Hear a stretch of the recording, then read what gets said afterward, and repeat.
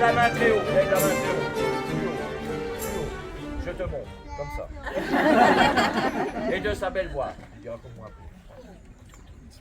C'est moi qui prends la route demain et qui va aller tout droit vers le soleil. Oui, parce que moi, je suis peut-être le plus petit des trois, mais je suis le plus intelligent. Alors moi, je vais le trouver, ce fabuleux trésor. Toi, mon frère, tu n'as rien compris, tu n'as pas trouvé. Et toi, mon frère alcoolique, c'est n'importe quoi, un frère alcoolique dans une famille. Tu n'as rien trouvé non plus. Mais moi, je vais réussir à le trouver. Vas-y, à toi, petit frère.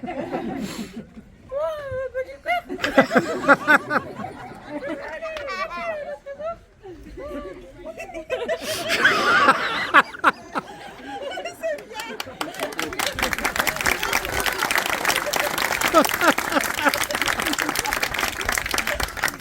Pas vraiment comme ça.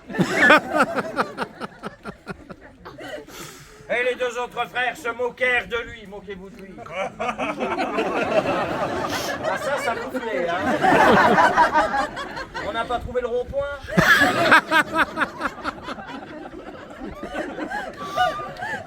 Et lui dire, mais non petit frère, n'y va pas, reste ici avec nous, c'est bien trop dangereux, tu ne sais pas les créatures étranges qui vivent dans la forêt.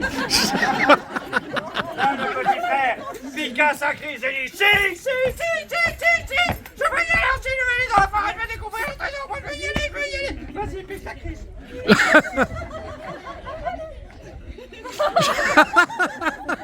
Ça c'est du vécu, hein. Les deux autres frères lui disent, eh bien, si tu veux y aller, nous te retenons pas. Allez, dépêche-toi, grand. Dépêche-toi.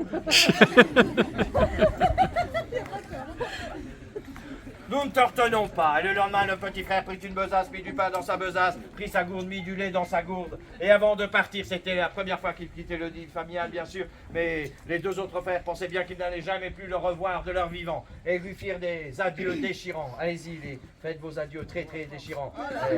Ça leur plaît, ça. Hein.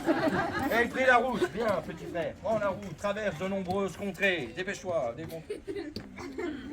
T'as rien compris. Traverse les prés. Mais tu marches comme ça, non? Là, il y a des bosses. Traverse les marais, je crains le pire. Là, il y a des pierres maintenant. Arrive devant la forêt. Regarde, la forêt, elle est là. Oh, la forêt. Regarde la forêt. Tu as peur, petit frère, devant cette forêt.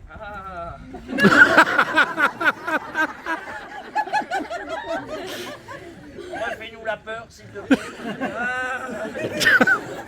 Et pourquoi tu as peur? Parce qu'on entend. Les bouts. Les crapauds. Les apothicaires. Et non, ils se sont barrés là-bas. Vas-y, pénètre dans cette forêt étrange, vas-y. C'est la même famille. C'est la même famille, c'est la famille aquatique. Et lorsqu'il arriva au milieu de la forêt, qu'est-ce qu'il découvrit au milieu de la forêt?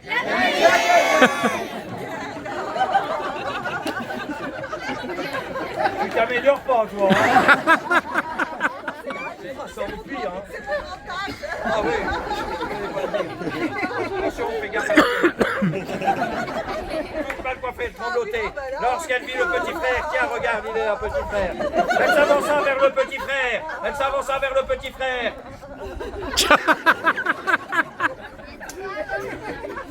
Il y a quelqu'un qui connaît un EHPAD dans la Elle s'avança vers le petit frère, lui saisit les deux mains, les deux mains. Elle tremblait tellement, la petite vieille, que le petit frère se mit à trembler de tout son corps. C'est joli, c'est beau. Elle lui dit, petit frère, aide-moi, par pitié, aide-moi, regarde au fond du précipice, il y a mon mouton qui bêle. Aide-moi à le remonter, je n'ai que lui pour tondre sa laine. À votre avis, que fit le petit frère? Il l'aida, bien sûr, il l'aida.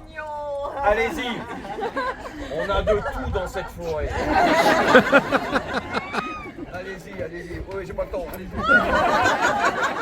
Ah, avec toi, j'aurais bien le temps.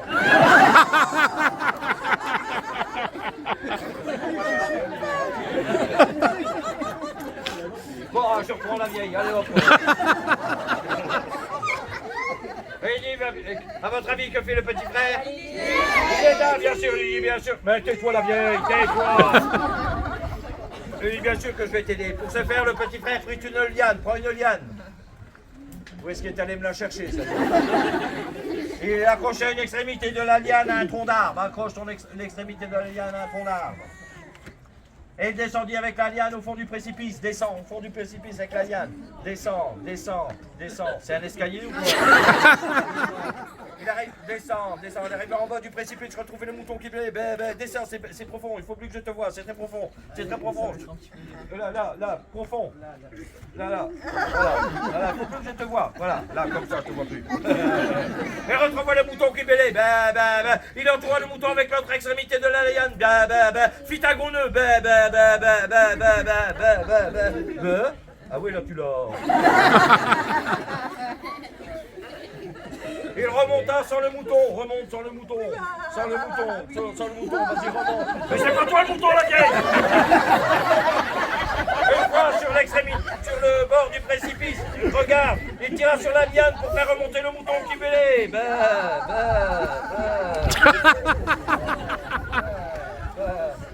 Ça va, il n'y en a pas.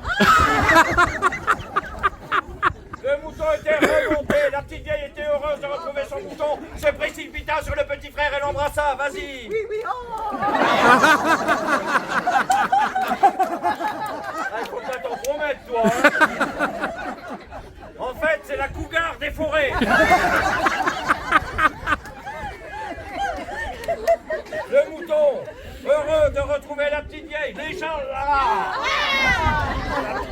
C'est pas bon, vous viendrez goûter après, c'est pas bon. La petite vieille heureuse de retrouver son mouton. Merci petit frère, merci, tu m'as sauvé la vie. Grâce à toi, je vais pouvoir retondre mon mouton et gagner quelques deniers. Je n'ai rien, 2 fois rien, encore moins que rien. Mais pour ce grand service que tu m'as rendu, que puis-je t'offrir, te donner? Attention, si tu me dis le mouton, on est mal. Alors... Mais non! Rien! Je n'ai rien besoin, j'ai fait ça pour te rendre service, petite vieille. Rien du tout, j'ai fait ça par générosité et par mon cœur. Je demande rien en échange. Oh, tu es trop bon, petit frère, il faut que je te donne quelque chose. Non, je n'ai rien besoin. Là, il prit son pain, coupa son pain en 2 et donna la moitié de son pain à la petite vieille. Tu le prends le pain ou quoi? Il prit son lait, coupa son lait. En fait, il avait marché beaucoup, c'était devenu du beurre. Donna la moitié de son beurre à la petite vieille heureuse. Merci petit frère, tu es trop bon, trop généreux. Je veux te donner quelque chose. Non, je n'ai rien besoin. Là, la petite vieille mit sa main dans sa besace. Mets ta main dans ta besace. Au plus profond, plus profond, plus profond. Ah oui, ta main. Et en sortit 3 belles oranges qu'elle tendit au petit frère. Tends tes oranges. Mais ne prends pas, toi! Non, je n'en veux point de tes oranges, garde-les. Tu n'as déjà rien, tu en feras plus grand cas. Garde tes oranges, tu n'as rien. Oh, tu vas m'offenser, petit frère. Elle retendit ses oranges au petit frère. Retends tes oranges. Mais ne prends pas! Si, prends-les! Prends les oranges. Il les mit dans sa besace et avant de partir, comme elle avait vu qu'il aimait ça, il l'embrassa une dernière fois. Embrasse-la. On va faire à distance, envoie-lui un bisou quand même. Voilà. Je l'aime pas la vieille, hein. Et elle continua sa route. Continue ta route. Au bout d'un moment, le petit frère était fatigué. Il arriva dans une clairière, ici, avec de l'herbe verte, bien tendre, et décida de se reposer. Non loin de là, à peu près ici, coulait un petit ruisseau avec de l'eau limpide, bien pure. Le petit frère avait faim, avait soif. Il se dit, tiens, c'est le moment de déguster une de ces bonnes oranges que m'a offert la petite vieille. Ainsi, ça va couper ma faim et étancher ma soif. Il prit sa première orange, la sectionna en 2, l'ouvrit, et qu'est-ce qu'il découvrit à l'intérieur de l'orange? Qu'est-ce qu'il découvrit? Hein? Du jus d'orange. Qu'est-ce qu'il découvrit à l'intérieur de l'orange? Non! Qu'est-ce qu'il découvrait à l'intérieur de l'orange? Non, qu'est-ce qu'il découvrait? C'est facile! Hein? Qu'est-ce qu'il découvrait? Hein? Un pépin, l'autre. On va te piquer avant la fin. Il découvrait à l'intérieur de l'orange une toute petite dame, elle était blonde, magnifique, des longs cheveux blonds et des yeux azur, bleu azur, magnifique. Elle criait, j'ai soif, j'ai soif, j'ai soif. Il posa l'orange au sol avec la petite dame, courut à la rivière, prit de l'eau dans ses mains, court à la rivière, prends de l'eau dans tes mains et revint jeter de l'eau sur la petite dame. Chaque fois qu'une goutte rentrait dans son gosier, la petite dame grandissait. Il se dépêcha de recourir à la rivière, revint jeter de l'eau sur la petite dame pour la faire grandir. Il courut à la rivière et revint jeter de l'eau sur la petite dame pour la faire grandir. Il se dépêchera de courir à la rivière. Sur la petite dame pour la faire grandir. Il se dépêcha de courir à la rivière. Il n'alla pas assez vite. La petite dame mourut déshydratée. C'est sa faute. Il se mit à moitié chemin de la rivière, prit sa deuxième orange, la sectionna en deux. L'ouvrier, qu'est-ce qu'il découvrit dans la deuxième orange? Oui, comment était-elle? Brune. Oui, brune, encore plus belle que la blonde, des longs cheveux bruns, des yeux noisettes. Et elle criait aussi, j'ai soif, il posa l'eau.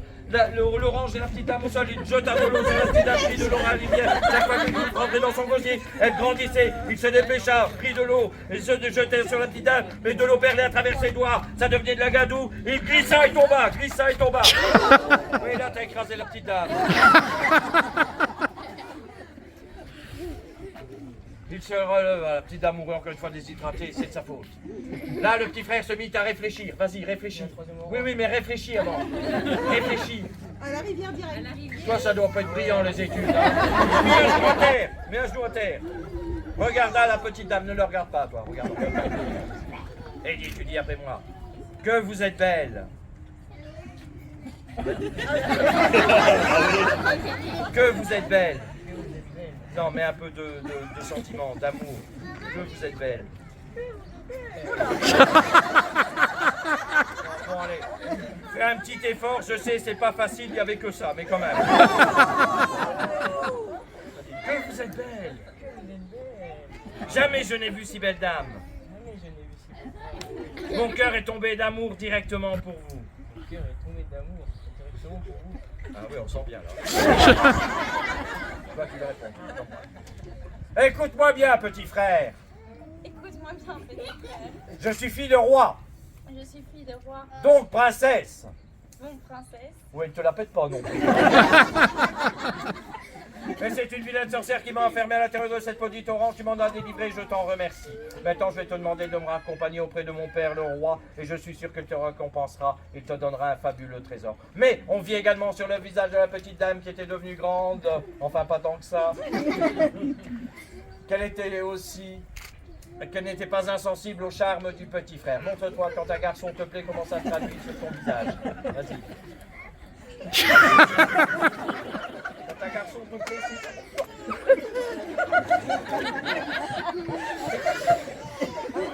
alors lui c'est...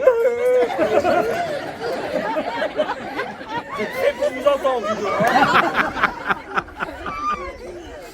Et lui dit, alors petit frère, si tu oses.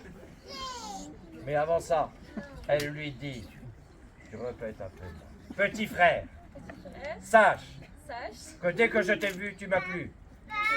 Que je t'ai vu, tu m'as plu. Mon cœur est tombé directement en émoi pour toi.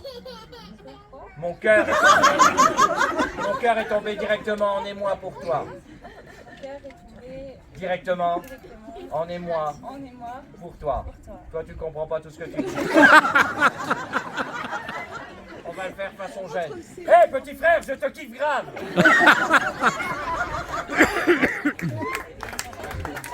Ah, ça va mieux, ça, hein? Alors, si tu oses, petit frère, en me raccompagnant auprès de mon père le roi, tu lui donneras ma main, et je suis sûr qu'il te l'accordera. Et c'est ce qu'il fit, il raccompagna, donne ta main. Comme ça.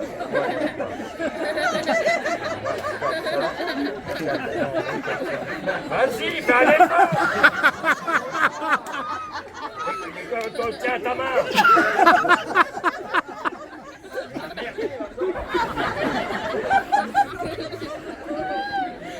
Et la raccompagnant auprès de son père le roi le récompensa pour avoir sauvé sa fille du Dodin, puis le trésor qu'il partagea avec ses deux frères et la petite vieille dans la forêt. Puis il demanda la main de sa fille, de la fille du roi, la jeune princesse. Le père l'accorda. Ils se marièrent et eurent, on ne sait pas bien s'ils vont avoir ces deux-là. Remets les mains. L'histoire se termine ainsi, ils se marièrent. Mais il y a une moralité à cette histoire, c'est que le plus grand des trésors, le plus fabuleux de tous les trésors, c'est de rendre service à quelqu'un sans jamais rien lui demander en échange. Ça, c'est le plus grand de tous les trésors. Merci. Bravo.